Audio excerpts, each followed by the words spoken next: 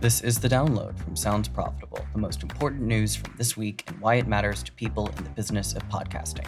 I'm Newton Shotclutty. And I'm Gavin Gaddis. The Download is brought to you by Podscribe.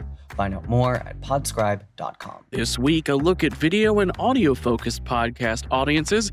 Pinna proposes untapped opportunities in kids and family. Podcasting's a growing industry. And The Struts debut new single via podcast. Let's get started. This Wednesday from Tom Webster at Sounds Profitable, the first of a two-part article series about both audiences who primarily listen to audio and audiences who primarily watch video podcasts. The Podcast Landscape 2024, built from a survey of 5,000 Americans, found 47% of respondents estimated the percentage of podcasts they consume as video is 0 to 24. On the opposite end of that spectrum, 14% consume podcasts via video 75 to 100% of the time.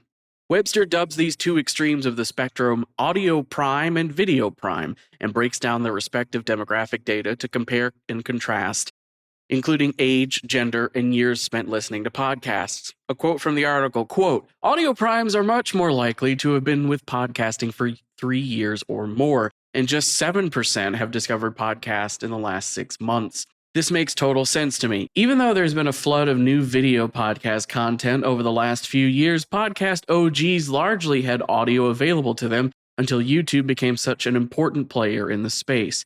End quote. Webster advises that these demographics can easily be subject to change as listener and viewer priorities, as well as media habits, can fluctuate differently depending on their lifestyle. They also aren't completely separate. In many cases, a consumer's choice simply comes down to which method of delivery is directly in front of them at a given time.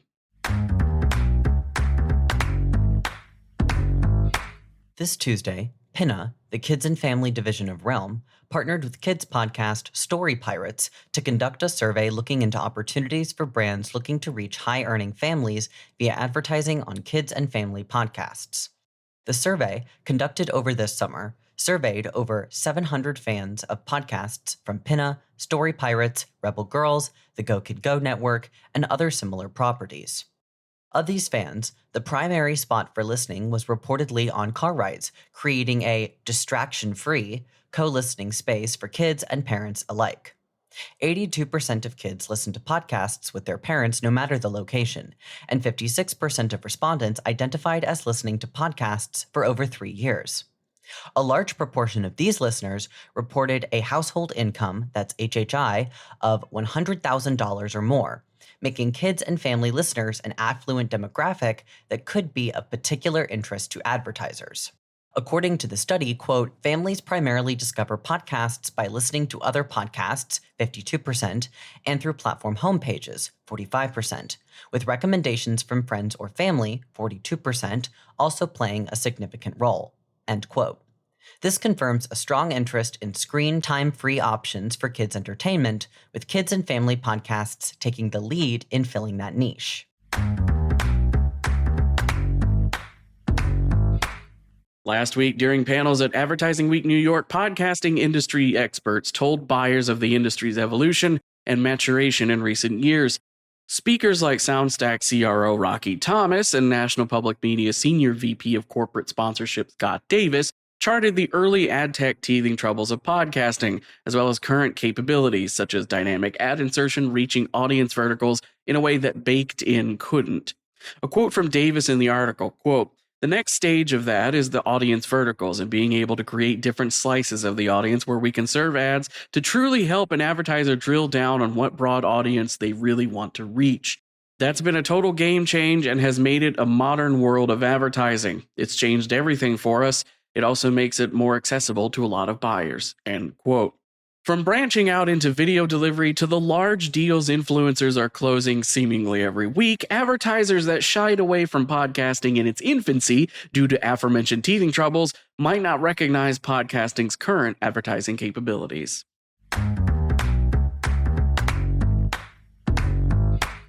This week, British rock band The Struts released their new single, Can't Stop Talking, via their official podcast, The Struts Life, produced by Pantheon Media. According to Pod News reporting, this is the first instance of a band signed to a major record label debuting a song via podcast. Music and podcasting have a strained relationship, as there is no formal framework for most podcasts to access licensed music, yet there clearly is an audience. A quote from Tom Webster's article on the subject back in March, quote, "The potential for music and podcasting is immense. Imagine podcasts that dissect classic albums track by track, that tell the stories behind iconic songs, or that explore the intricacies of musical genres from around the world. These aren't just hypotheticals, there's a real pent-up demand for this content. Sounds Profitable has conducted research that shows music is significantly more popular among video podcast viewers than it is in the broader podcast listening audience. This discrepancy isn't due to a lack of interest, but to a lack of supply, constrained by the current licensing framework," end quote. Webster points to the ongoing success of similar content on YouTube, where music fandom, criticism, and sharing thrives with millions of views. An ecosystem that all but does not exist in podcasting. Solving for this will be no small feat, with both podcasting and the music industry needing to work together on a solution for licensing music for use in podcasts.